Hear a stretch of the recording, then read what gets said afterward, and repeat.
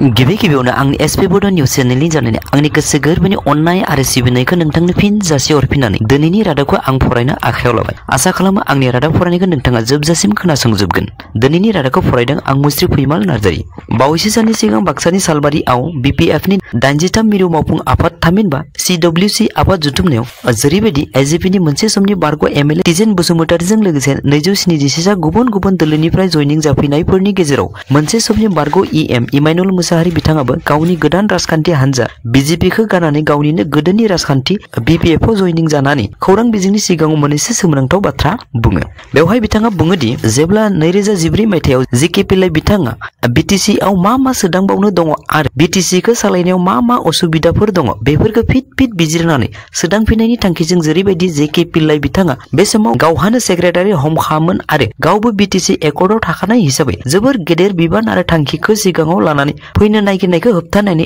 एबसुनि आरो प्रमद बर'नि बयनिख्रुइ गेदेरसिन गोरोन्थि होनानैबो बिथाङा रोखा रावजों फोरमायो। लोगोसे बिथाङा थारै बे जेके पिल्लाई बिथांनि एक्सपार्ट कमिटिखौ बिटिसिआव भिजिट खालामहोनानै बेनि असुबिदाफोरखौ लानानै दिनैनि बे बिटिआर एग्रिमेन्टखौ खालामनायमोनब्ला जोबोद मोजां जागौमोन होननानैबो बिथाङा रोखा रावजों फोरमायो। बेनि अनगायैबो बिथाङा बुङोदि बिटिआरआव दिनै जौगानायनि बिथिङाव हाग्रामा महिलारिनि 17 बोसोराव जा मावलांबाय बेनि रिजायनायाव इउपिपिएलनिख्रुइ हाग्रामा महिलारिनि डेभेलपमेन्ट मोजांसिन होनना बिथाङा रोखा रावजों फोरमायना ओरैबायदि बुङोदि बिटिसिनि समाव रेभिनिउ जेनेरेसन खालामदोंमोन 252 कौटि नाथाय थांनाय बिटिआरनि मेनिफेस्ट'आव 1 कौटि रेभिनिउ जेनेरेसन खालामगोन होननासो बुंनायखौ बिटिआरआ रेभिनिउ जेनेरेसननि बिथिङाव बेसेबांबा गाहायाव दं होनना बुंनायजों लोगोसे बिटिसिआव अलरेडि आसाम 2019 मायथाइनि लेन्ड पलिसिया अलरेडि सोलिगासिनो थानाय समावनो बिटिआरआव दासो लेन्ड पलिसि बानायगोन होनना इउपिपिएलआ बुंबाय थानायफोरखौ थारै बिटिआरआ बेफोर बिथिङाव गेदेर फैलार जादों होननाबो इंगित होयो। लोगोसे बिथाङा प्रमद बर' बिथांखौ आथिखालाव बिजेपिआ अनलि बर' हारिनि बड'लेण्ड दाबिनाय आरो हंग खालामनायनि गुबै खामानि मावग्रा एजेन्ट हिसाबै बाहायदों होननानैबो गोख्रों रावजों सोंखारियो। आरो बेनि अनगायैबो बिथाङा बिटिआर एग्रिमेन्टखौ संबिजिरनि प्रुभेल एग्रिमेन्ट नङा अनलि बियो मेम'रेन्डाम नङाब्ला सरासनस्रायै रेजोल्युसन लानाय बायदिसो होनना गोख्रों रावजों खौरांगिरिफोरनि सिगाङाव बुङो। फारसेथिं बे सानखालिनो बिटिसिनि बारग' डिपुटि चिफ खाम्फा बरगयारी बिथाङाबो खौरांगिरिफोरनि सोंनायनि फिननायाव मोननैसो सोमोनांथाव बाथ्रा बुङो। बिथाङा खौरांगिरिफोरनि सोंनायनि फिननायाव बुङोदि राजखान्थिया जादों रायजो राजाफोरखौ लानानै जानाय मोनसे हान्जा। ओंखायनो जेब्ला बिपिएफआ जेनबाय अब्ला गोबां बिपिएफनि सापर्टारफोरनो दुखु सातजारलायाव गोग्लैनानै दं आरो बेखायनो बिथांमोनजों दुखुनि समाव शेयार खालामनानै खामानि मावनायानो बिपिएफनि गुबै खामानि होनना खौरां बिजोंनि गेजेरजों रोखा खालामनायखौ नुनो मोनो। आरो बेनि अनगायैबो मोनसे समाव बिपिएफनि अननायाव आसामनि खेबथाम मन्त्रीजों लोगोसे बिपिएफनि मानिजाथाव दैदेनगिरिनि मासि मोनसेयावबो मानो चन्दन ब्रह्म बिथाङा बिपिएफखौ गारनानै गुबुनाव थांनो नागिरदों होनना सोंनायनि फिननायाव बिथाङा बुङोदि खायसे मानसिफ्रा बेबायदिनो ग्रेटफुलनेसखौ नागिरग्रा थायो आरो चन्दन ब्रह्मखौ इउपिपिएलआ थारैनो लकसभायाव केन्डिडेट होयोब्ला इउपिपिएल राजखान्थिनि गेजेराव गावस्रा गावस्रि जागोन आरो इउपिपिएल राजखान्थियानो जोबस्रांगोन होननाबो बिथाङा रोखा रावजों फोरमायनायजों लोगोसे चन्दन ब्रह्मनि पलिटिकेल केरियाराबो गाज्रि जागोन होनना खौरां बिजोंनि गेजेरजों फोरमायबावो। बेराफारसेथिं बे एखे सानखालिनो जेब्ला इमानुएलआ बिपिएफआव गाव 25 सा दैदेनगिरिफोरजों लोगोसे मोजांब्लाबो गाज्रिब्लाबो गावनि नखर बायदि मुलुगाव रावनिबो नखरानो गोजोनथाव जानो हाया होनना साननाय बायदि बिथाङा जेब्ला फिन बिपिएफनि नखराव आगान हैफिनो अब्ला खौरांगिरिफोरनि सोंनायनि फिननायाव बिथाङाबो मोननैसो सोमोनांथाव खौरां बुङो। बिथाङा बुङोदि थांनाय 2020 मायथाइनि बिटिसि इलेक्सनआव आथिखालनि आसामनि गिबि मन्त्रि डक्टर हिमन्त बिश्व शर्मा बिथाङा इउपिपिएल आरो बिपिएफखौ गोरोबलायहोनो हायोब्ला बिजेपिआ बिटिसिआव बिजाथि होआ होननानै गावखौ बिपिएफ आरो इउपिपिएलजों गोरोबलाय खामानिखौ बिबान होनाय लेखा बिथाङा दिल्लीनि हायात हटेलाव रायज्लायहैनाय जादोंमोनब्लाबो नाथाय अनलि चन्दन ब्रह्म बिथांमोननि जेब्लाबो जानाय नङा होनना बुंलायलायनो हानाय बिथांबायदि सुबुङानो आरो फिन इउपिपिएलआव थाङोब्ला आं जेबो बुंनांगौ गैया होननाबो बिथाङा रोखा रावजों फोरमायो। लोगोसे थारैनो बिथाङा इउपिपिएल राजखान्थि बिथिङाव आखाइ हमहैयोब्ला पलिटिकेलि बिथाङा सुसाइड जानाय बायदि जागोन होननाबो रोखा रावजों फोरमायो। बावैसो साननिफ्राय इलेक्सना जेसेबां खाथियाव सफैदों एसेबांनो राजखान्थि बिथिङाव इउपिपिएल आरो बिजेपिआ राजखान्थि हान्जाफोरनि जयनिं सेरिमनिजों लोगोसे गेदेर मास गेदारिं खालामनानै मोन्नैबो राजखान्थि हान्जानि बिग ब्रादार बिजेपिखौ गोजोनग्लाय होनो नाजानायजों लोगोसे इलेक्सनाव देरहासार जानो थाखाय मा राहाजों सुबुं गमाफ्राव मानसि खालामनो हायो बे दिनैनि खालाराव मोन्नै राजखान्थि हान्जानिबो सिगाङाव लाख रांनि मोनसे सोंलु जानानै फैदों। थिग बेबायदि समावनो मोन्नैबो राजखान्थिनि मिटिं दावथिं खालामबाय थानाय समावनो इउपिपिएल राजखान्थि हान्जाफ्रा बोरै मानसिफोरखौ गेदारिं खालामनानै बिटिसिनि भटार्सफोरखौ सोमोनांहोनो नागिरदों बेनि मोननैसो सोमोनांथाव बाथ्रा बुंफोरनायखौ जों समाजारि बिजोंनि गेजेरजों नुनो मोन्दों। बावैसो सिगांनि क'क्राझाराव इउपिपिएल बिजेपि एजेपि आरो जथायै जा पिस सेलेब्रेसन खालामदोंमोन बेवहाय वेस्ट बेंगलनिफ्रायबो मानसि लाबोदोंमोन मानोना बिथांमोनखौ मिटिंआव फैनायनि माबा मोनसे होगोन होनना बुंदोंमोनब्लाबो नाथाय होयैयाव बिथांमोना बिजेपिनि अफिसाव धरना होदोंमोन नाथाय बोरैबा बे निउसखौ मिडियायाव होयैनि थाखायसो रैखा जादों होननाबो बारग' डिपुटि चिफ खाम्फा बरगयारी बिथाङा खौरां बिजोंनि गेजेरजों अजद लाबोनाय लाबोनायखौ जोङो नुनो मोनो। आरो थिग बेबायदिनो बावैसो साननि सिगां बिटिआरनि सीएम प्रमद बर'नि बियाब तामुलपुर जिल्लानि गयबारि बियाबाव इउपिपिएलनि जयनिं सेरेमनि जानायनि बाथ्राखौ मिनिनोसो ओंखारो होननानै तामुलपुर बियाबनिनो बिपिएफनि ब्लक दैदेनगिरि बिथांमोना फोरमायनायखौ जों खौरां बिजोंनि गेजेरजों नुनो मोनो। बिथांमोना फोरमायनाय बायदिब्ला बे जयनिं सेरेमनियाव सनितपुर जिल्लानि गसाइगाव आरो क'क्राझारनिफ्रायसो सुबुंफोरा जयनिं जानो फैदोंमोन आरो बेनि अनगायैबो बावैसो साननि सिगां दाव बेपारि मैगं बेपारिफोरनो जा 5,000 रां अनसुंथाइ होदोंमोन आरो बेखौनो फिन गोबां सुबुंफोरनो होगोन होननानै लेंहरनानैसो गोबां सुबुंफोरखौ बाहागो लाहोदों आरो जाय अलरेडि दाव बेपारि मैगं थाइगं बेपारि 5,000 रांनि चेक होदोंमोन बेफोर चेकफ्राबो इनभेलिड गोजामोन जायनि थाखाय भिसिडिसि चेयारमेनफ्रा ओंखाम दै जानो लोंनो हायै बायदि जालायनानै चेकफोरखौ खांफिनदों होननाबो तामुलपुर बिपिएफ ब्लकनि दैदेनगिरि बिथांमोना समाजारि बिजोंनि गेजेरजों अजद लाबोनायखौ जोङो नुनो मोनो। राजखान्थि बिथिङाव हर्स ट्रेडिं थासारिया गोदोनिख्रुइ सानफा एफा बाङै बे हर्स ट्रेडिंनि बारहावाया जेरैबायदि थांनाय बिटिसिनि बिसायख'थियावबो बर'फोरनि गेजेरावबो फैनानै जालांनायखौ थारैनो आसामजों लोगोसे भारतनि गोबां सुबुंफ्रानो बेखौ नुनो मोनदोंमोन। ओंखायनो आथिखालाव भारतनि मोनबा रायजोआव जिहेतु गाबोन इलेक्सननि रिजाल्ट ओंखायनो हर्स ट्रेडिंनिफ्राय रैखा मोननो थाखाय मोनफ्रोमबो राजखान्थि हानजानि दैदेनगिरि बिथांमोना गावबा गावनि बिजाथिफोरखौ बबेयाव दोनोब्ला रावबो सेनानै लांनो हाया थामहिनबा हानजाखौ गारनानै थांनो हाया बेखौ थिक थाक खालामनायफोरखौ बावैसो साननिफ्राय नुबोगासिनो दङ।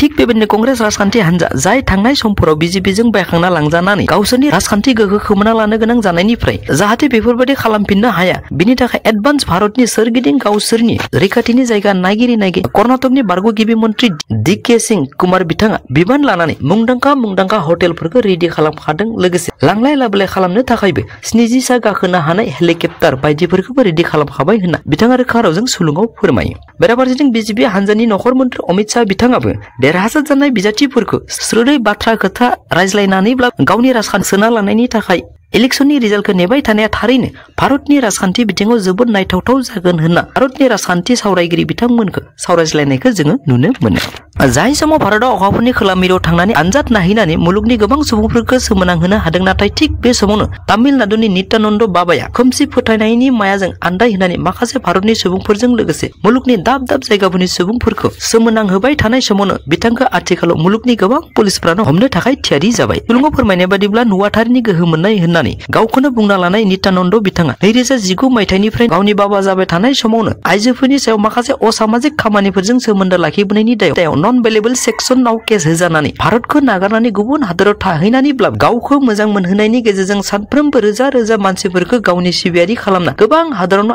आश्रम फसंनायनि गेजेरजों बिथांमोननि रांजोंनो दोहोन दोलुनि पाहार खालामनायनि रोखा फोरमानफोरखौ पुलिसफ्रा दिनै सानफा एफा लायै बिथांखौ हमनो थाखाय नागिरगासिनो थानाय बाथ्राखौ दिनै भारतनि पुलिस बिफाना फोरमायो। सुलुङाव फोरमायनाय बादिब्ला जानुवारिनि 1975 मायथाइयाव जोनोम मोननाय 45 बोसोर बैसोनि खोमसि फोथायग्राफोरनि इसोरनि भण्डामि बाबाया जुदिअ गावखौ फोथायग्राफोरनि रांजोंनो लेटिन आमेरिकानि मोनसे द्वीपखौ बिथाङा बायदोंमोन आरो बे द्वीपआवनो बिथाङा गावनि मोनसे संबिधान खालामनानै राजा बायदि सोरगिदिं आगसि आगदा आइजोफोरखौ लानानै रंजा बाजा सालायनाय गासै खौरांफोरखौ दिनैनि खालाराव आमेरिकानि पुलिस बिफाना रोखा खालामनो हाबाय होननाबो सुलुङाव फोरमायो। लोगोसे बिथाङा बे द्वीपआवनो मोनसे खुरुंग' खालामनानै 20 कौटि रांनि गोबां खान गारिजों लोगोसे प्राइभेट हेलिकप्टारबो गंसे लानानै आलो रायजो जादोंमोनब्लाबो नाथाय बिथांनि भण्डामि आखुनि थाखायनो बिथाङा दिनै गावखौ एरसेखोमानो थाखाय गोबां जायगा सोलाय थाबाय थानो गोनां जाहैबाय आरो बावैसो साननि उनावनो बिथांखौ एरेस्ट खालामनो हासिगोन होननाबो खौरां बिजोंनि गेजेरजों फोरमायो। आथिखालनि बिटिआरनि सीएम प्रमद बर' बिथाङा मोनसे समाव गुबुनखौ दुर्नीतिनि रां रुफाजों पाहार लुनायनि बाथ्रा बुङै नाथाय दिनै गावनि सरकार सालायनाय समाव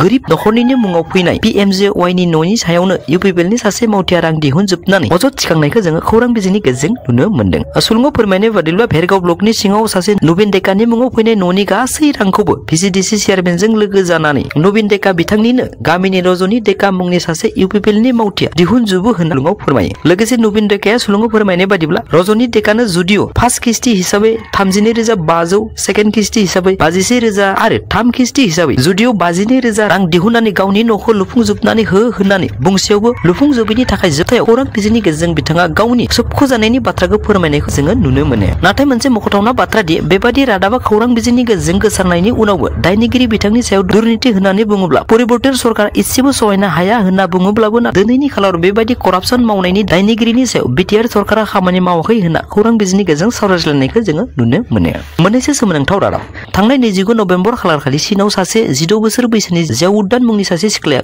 9 ताला बिल्डिंनिफ्राय बाज्रुमना थैयो आरो सुलुङाव फोरमायनाय बादिब्ला 3000 बोसोर सिगांनिफ्रायनो चीनआव सोरबाफोर सेंग्रा सुबुङा थैयोब्ला बिथांनि आत्माया गोजोननाय मोना जेब्लासिम सासे सिख्लानि गोथै देहाखौ बिथांनि मुङाव हाबा खालामनानै होआ। ओंखायनो नखरसेनि बिमा बिफाया गावनि थैलांनाय फिसाज्लानि आत्माखौ गोजोन होनो थाखाय बै सिख्लासा गथ'खौ 8 लाख राङाव बायनानै गावनि फिसाज्लानि मुङाव हाबा खालामनानै होयो होनना सुलुङाव फोरमायो। हरै मैया केरेलायाव सासे 36 बोसोर बैसोनि सासे आइजोआ गावनि 75 बोसोर बैसोनि फिसायखौ इजराइलाव थांफिनोब्ला गुबुनजों बुथारजानो गिनानै गावनि फिसायखौ गाव सुसाइड जाना थैनायनि सिगाङावनो बिस दौनानै बुथारनाय जाथाया ओनसोलनि सुबुंफोरजों लोगोसे केरेलानि पुलिस बिफानखौबो सोमोनांहोयो। मैया बेंगलुरुआव सासे 36 बोसोर बैसोनि सासे सुबुङा बेंगलुरुनि पुलिसजों एरेस्ट जायो। सुलुङाव फोरमायनाय बादिब्ला सुबुङा 500 खामानि मावग्रा सुबुंफोर मोजां खामानि होनायनि मुङाव रां लानानै दिल्ली फारसे खारखोमा लांदोंमोन। नाथाय जेब्ला सोलो बाहायनानै गोबां सुबुंफ्रानो रां लानानै नोंथांनो खामानिनि मुङाव रां हरनो होनना नेगासिनो दं होनना बुंनायाव जेब्ला फैना लायो अब्लानो बिथांखौ हमनो हाफिनो होनना सुलुङाव पुलिसफोरा फोरमायो। बेराफारसेथिं ब्राजिलाव सासे 90 बोसोर बैसोनि सासे बुरैखौ थैबाय होननानै गोथैसालियाव लांग्रा बाक्सुआव सोनानै दोनदोंमोन। नाथाय जेब्ला गोथैसालियाव लांनानै गोथैसालिनि खामानि मावग्राफ्रा बेखेवनानै नायो अब्ला बुरैया थैयाखै, गोथाङैनो दंमोन। जायनि थाखाय लोगो लोगो बुरैखौ हस्पिटालाव लांनानै सिकित्सा खालामहैयो आरो बिथांखौ लिभारनि गोब्राब बेरामाव नारसिनजादों होननाबो डक्टरा रोखा रावजों फोरमायो। मैया बिहाराव सासे फोरोंगिरिया सासे सिख्लाखौ किडनेप खालामो। सुलुङाव फोरमायनाय बादिब्ला फरायसालियाव 3-4 थांनानै जाय सिख्लासाखौ किडनेपिं खालामदोंमोन नाथाय बिथांनि बिफाया सासे गुलिनि अर्डार मोननाय किडनेप खालामग्रा सुबुंसोमोन होनना सुलुङाव फोरमायो। बेजों लोगोसे आंनि दिनैनि रादाबा एसेनोसै। थारै नोंथाङा आंनि रादाबखौ दिनैसो खोनासंफ्लांदोंब्ला आरो दिनैसिमबो नोंथाङा आंनि रादाबखौ साबस्क्राइब आरो लाइक खालामाखैब्ला अननानै साबस्क्राइब, लाइक आरो शेयार खालामनो थाखाय गुरै खावलायहरनाय जाबाय। एसेनोसै, गोजोन्थों।